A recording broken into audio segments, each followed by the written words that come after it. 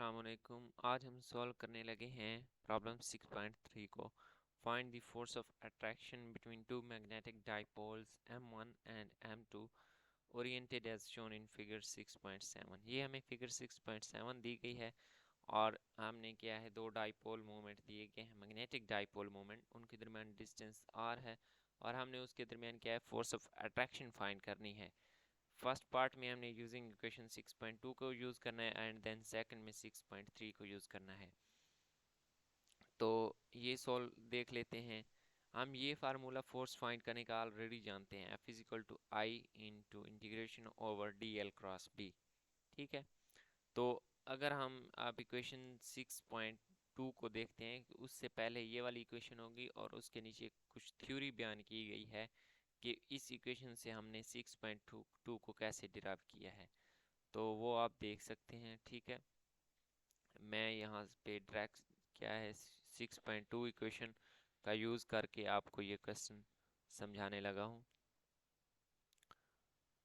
तो ये हमारे पास इक्वेशन 6.2 हमारे पास ये है। ठीक है, इक्वेशन 6.2 वो है हमारे पास F is equal to 2 pi I r b cos of theta. इसको मैंने क्या है, इक्वेशन 1 का नेम दे दिया है। सबसे पहले मैं क्या है, यहाँ पे कोऑर्डिनेट्स डेजिग्नेट कर देता हूँ कि हमारे पास x एक्सिस पे क्या है, y एक्सिस पे क्या है एंड z एक्सिस पे क्या है। ठीक है, तो ये x y और z कोऑर्डिनेट्स हैं।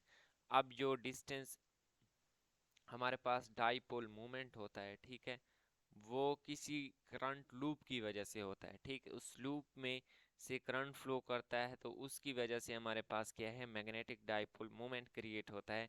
तो मैंने यहाँ पे एक अज्यूम की है कि ये हमारे पास एक करंट लूप है। ठीक है, जिसकी इस करंट लूप में करंट की डायरेक्शन ये है, तो जो मैग्नेटिक डाइपोल मोमेंट होगा उसकी डायरेक्शन मैंने यहाँ पे शो कर दी है। ठीक है, अब ये मैंने उसकी डायरेक्शन शो कर दी है। हमने फाइंड क्या करनी है, फोर्स फाइंड करनी है। तो हम यहाँ से क्या है, फोर्स की जाने बढ़ेंगे। अब इसके जो मैग्नेटिक फील्ड के कंपोनेंट्स हैं वो भी मैंने यहाँ पे शो कर दिए हैं। ठीक है, मैग्नेटिक फील्ड क्या है, ये मैग्नेटिक फील्ड है, ये मैंने शो किया हुआ है मैग्नेटिक फील्ड, और उसके यहाँ पे कंपोनेंट्स बन रहे हैं। तो कंपोनेंट्स मैंने नीचे शो कर दिए हैं। अब ये जो हमने लूप कंसीडर की है उसका रेडियस क्या है, r है, और वो है किस यूनिट, वाई यूनिट वेक्टर में। ठीक है, और जो मैग्नेटिक डाइपोल मोमेंट है वो क्या है, z कैप डायरेक्शन में है। तो अब मैं यहाँ से लिख लेता हूँ जो मैग्नेटिक फील्ड है उसके कंपोनेंट्स। तो यहाँ से b cos of theta is equal to b dot y, उसको हम लिख सकते हैं, और b sin ऑफ थीटा को b डॉट z कैप। ठीक है, डॉट प्रोडक्ट में हमारे पास क्या होता है, b का मैग्नीट्यूड z का मैग्नीट्यूड cos ऑफ थीटा। तो z यूनिट वेक्टर है तो उसका मैग्नीट्यूड 1 आ जाएगा, तो यही चीज़ आ जाएगी। ठीक है, ये उसका क्या है, हमारे पास परपेंडिकुलर कंपोनेंट था, इसलिए हमारे पास क्या है, साइन ऑफ थीटा आया है। तो अब यहाँ पे हम देख लेते हैं, हमने ये वाला पार्ट ही कंसीडर करना है। ठीक है, b cos ऑफ थीटा वाला। तो m1 मैंने अभी आपको बताया कि जो m1 है हमारे पास वो क्या है, z कैप डायरेक्शन में है इस करंट लूप की वजह से। ठीक है, वो क्या है, z डायरेक्शन में है, तो m1 is equal to m into z cap direction. अब हम क्या है, magnetic field due to a dipole, उसका फार्मूला हमें ऑलरेडी पता है। हम पिछले चैप्टर्स में अगर आपने मेरे प्रॉब्लम्स देखे हैं तो आप इसको अंडरस्टैंड कर सकते हैं। वो होता है हमारे पास mu naught over 4 pi 1 over r cube into 3 m1 r cap into r cap minus m1। अब यहाँ पे हमारा, मैंने आपको बताया है कि जो हमारा एम है वो हम b cos of theta find करेंगे। हम क्या है, फोर्स फाइंड कर रहे हैं। तो इस फोर्स में बाकी चीज़ें हमें नोन है। b cos ऑफ थीटा जब हम फाइंड करेंगे, इस इक्वेशन में पुट करेंगे तो हमें फोर्स फाइंड हो जाएगी। तो अब हम क्या है, b cos of theta find करना चाह रहे हैं। तो b डॉट वाई, ये अभी मैंने आपको बताया कि b cos ऑफ थीटा किस चीज़ के इक्वल है, b डॉट वाई। ठीक है, ये b डॉट वाई के इक्वल है। तो अब b हमने क्या है, magnetic field due to a dipole हम जानते हैं, ये है उसका रिलेशन। तो अब b डॉट वाई हम फाइंड कर लेते हैं। तो mu naught over 4 pi 1 over r cube into 3 into m1 z cap dot r unit vector into r, इसका क्या डॉट प्रोडक्ट ले लिया है y के साथ। जब इसका डॉट प्रोडक्ट लेंगे तो हमारे पास एक बार ये हैं क्या है प्लस हो रहे हैं, तो एक बार इसके साथ डॉट प्रोडक्ट आ जाएगा, इस एक बार इसके साथ, ठीक है, प्रॉपर्टी यूज की है। तो आर डॉट वाई ये हमारे पास है, और एक है z डॉट वाई। अब z और y के दरमियान जो एंगल है किया है वो आपस में परपेंडिकुलर हैं, तो परपेंडिकुलर डॉट प्रोडक्ट में हो तो वो हमारे पास क्या है जीरो हो जाते हैं। तो ये वाला पार्ट हमारे पास क्या है जीरो हो जाएगा और सिर्फ यही रिमेनिंग पार्ट होगा। तो अब हम इसकी वजह से फाइंड कर सकते हैं, ठीक है। अब यहाँ पे जो m1z कैप डॉट r है और r डॉट y है, अब हम इस चीज़ को फाइंड आउट करना चाह रहे हैं, ठीक है। तो m1 की डायरेक्शन हमारे पास क्या है, मैंने उसकी डायरेक्शन यहाँ पे साथ में क्या है लिख दी है। अब ये देखें, मैंने यहाँ पे एक एंगल शो किया था, ठीक है, ये क्या है फाई एंगल बना रहा है किस चीज़ के साथ, इस करंट लूप के साथ, ठीक है। इस करंट लूप के साथ एंगल क्या है फाई बना रहा है, ये मैग्नेटिक डाइपोल मोमेंट m1। तो अब यहाँ पे हम इसी एंगल फाई को यूज़ करेंगे। तो यहाँ से हम अगर z डॉट r निकालें तो वो हमारे पास क्या है r की डायरेक्शन ये है, m1 की डायरेक्शन यहाँ पे अबव है। तो z डॉट r हमारे पास किस चीज़ के इक्वल आ जाएगा, कॉज ऑफ फाई, क्योंकि जो हमारे पास परपेंडिकुलर फाई एंगल के सामने वाला होता है वो हमारे पास होता है परपेंडिकुलर कंपोनेंट, और जो दूसरा होता है वो हमारे पास क्या होता है, बहु पैरेलल कंपोनेंट, ठीक है। तो ये हमारे पास क्या है z dot r is equal to cos of phi आ गया। तो अब यहाँ से हम क्या है फाइंड कर सकते हैं उसका मैग्नीट्यूड, उसकी डॉट प्रोडक्ट, जो कि हमारे पास आएगी m1 कॉज ऑफ फाई के equal, and r dot y, r dot y हमारे पास क्या है, वो हमारे पास है r y sine of phi. तो r डॉट y यहाँ से हमारे पास क्या है साइन ऑफ फाई के इक्वल आ जाएगी, तो जिसको हम कॉज ऑफ 90 माइनस थीटा भी लिख सकते हैं। सो b cos of theta is equal to mu naught over 4 pi 1 over r cube 3 into, अब ये हमने क्या है वैल्यूज इक्वेशन वैल्यूज पुट कर दी हैं यहाँ पे, ठीक है, वैल्यूज पुट करनी है और मैंने इसको इक्वेशन 2 का नेम दे दिया है। अब अगेन मैं आपको क्या है फिगर शो करवाई है, ठीक है। ये हमारे पास करंट लूप थी, उसका रेडियस r था, ठीक है, और ये कंपोनेंट हमारे पास क्या है मैग्नेटिक डाइपोल मोमेंट का है और ये r का है। अब यहाँ से हम ये हमारे पास क्या है, ये जो r हमें शो हो रहा है ये हमारे पास क्या है हाइपोटेनस, ठीक है। तो ये उसका हाइपोटेनस का square is equal to base का स्क्वायर ज़रब परपेंडिकुलर का स्क्वायर। ये हमने क्या है पाइथागोरस थ्योरम यूज़ किया है, तो यहाँ हमसे जी स्क्वायर यहाँ से निकाल सकते हैं जो कि r square minus r square के इक्वल आ जाएगा। तो यहाँ से हम साइन ऑफ फाई हमारे पास होता है परपेंडिकुलर ऑफ हाइपोटेनस, तो वो आर ओवर आर आ जाएगा, ठीक है। And cos of phi is equal to z over r, इसी फार्मूला से। तो z की वैल्यू अभी अभी हमने फाइंड की है, वो है under root r square minus r square over r. तो ये दो वैल्यूज़ क्या है इक्वेशन 2 में पुट करेंगे, इक्वेशन 2 में पुट करेंगे तो b कॉज ऑफ थीटा की वैल्यू हमारे पास आ जाएगी जो कि है हमारे पास mu naught over 4 pi 1 over r cube into 3m1। तो ये हमने क्या है इक्वेशन की वैल्यूज़ पुट कर दी हैं sine of phi and cos of phi की। तो अब इन इक्वेशंस को क्या है b कॉज ऑफ थीटा की वैल्यू अब हमने फाइंड कर ली है, इसको इक्वेशन 1 में पुट करेंगे तो हमारे पास क्या है सिंपली फोर्स आ जाएगी, ठीक है। तो हमने फाइंड भी क्या है फोर्स ही करनी थी। तो अब हमने क्या है b कॉज ऑफ थीटा की जगह ये वाली वैल्यूज पुट कर दी हैं।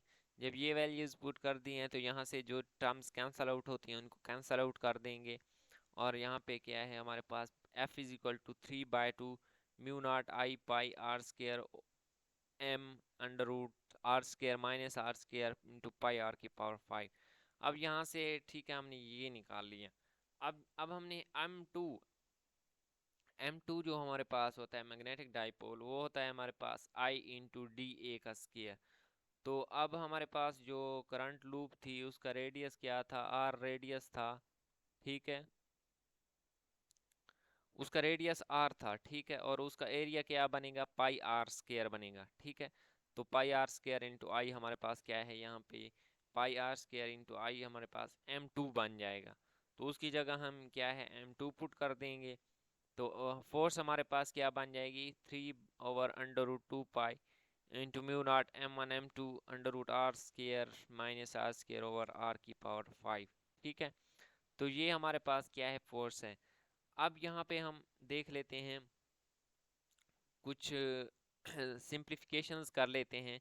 अगर हमारे पास जो रेडियस है, ठीक है, रेडियस r है is very very less than small r। ठीक है, ये हमारे पास क्या था, ये हमारे पास मैग्नेटिक डाइपोल मोमेंट m1 का डिस्टेंस था क्या है उस करंट लूप से जो m2 प्रोड्यूस कर रही थी। ठीक है, तो अगर हमारे पास r is very very greater than r तो हमारे पास r² माइनस r² वो क्या है सिंपली r² के इक्वल आ जाएगा।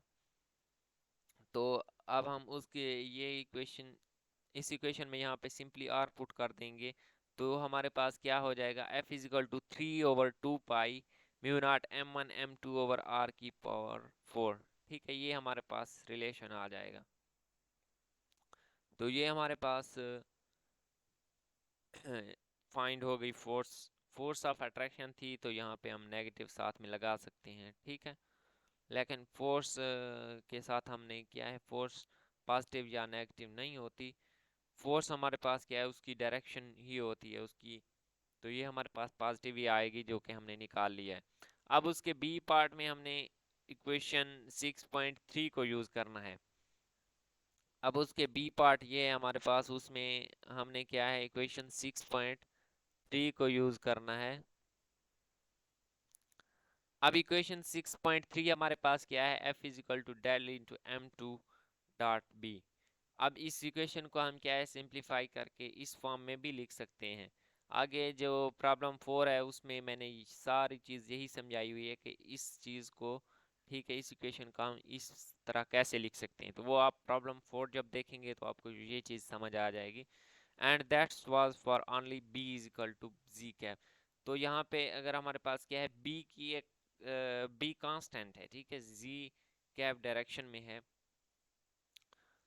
तो अब हम यहाँ से क्या है फोर्स फाइंड कर सकते हैं m2 d ओवर dz। ठीक है, जो हमारे पास हमने थ्योरी में जब ये टॉपिक पढ़ा था तो उसमें हमने क्या है फोर्स के लिए फार्मूला फाइंड किया था जो कि हमारे पास सिर्फ z डायरेक्शन में ही था। तो अब हमने क्या है magnetic field due to a dipole का फार्मूला यहाँ पे पुट कर दिया है।